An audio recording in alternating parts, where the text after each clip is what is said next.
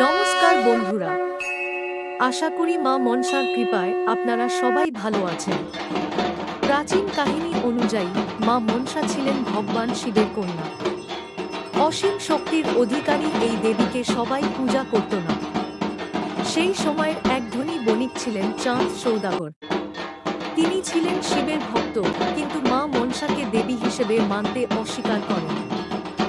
বারবার অনুরোধ সত্ত্বেও যখন চাঁদ সৌদাগর মা মনসার পূজা করলেন না, তখন দেবী ক্রুদ্ধ হয়ে তার জীবনে একের পর এক বিপদ নিয়ে আসেন। চাঁদ সৌদাগরের পুত্র লক্ষিন্দর বিয়ের রাতেই সাপের দংশনে প্রাণ হারায়, কিন্তু তার স্ত্রী বেহুলা হাল ছাড়েনি। সে তার স্বামীর নিথর দেহ নিয়ে নদীর জলে ভাসতে থাকে। দিনের পর দিন, রাতের পর রাত। তার একটাই লক্ষ্য ছিল তার স্বামীকে আবার জীবিত করা। অশেষ কষ্ট আর অটল ভক্তির মাধ্যমে বেহুলা অবশেষে দেবলোকে পৌঁছে যায়। তার ভালোবাসা আর বিশ্বাস দেখে মা মনসার হৃদয় গলে যায়। শেষে মা মনসা খুশি হয়ে লক্ষিন্দরকে পুনর্জীবন দান করেন এবং চাঁদ সৌদাগরও বাধ্য হন মা মনসাকে পূজা করতে।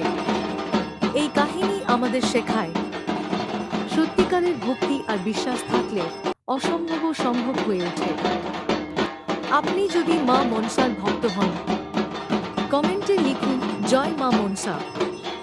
ভিডিওটি ভালো লাগলে লাইক, শেয়ার এবং সাবস্ক্রাইব করতে ভুলবেন না।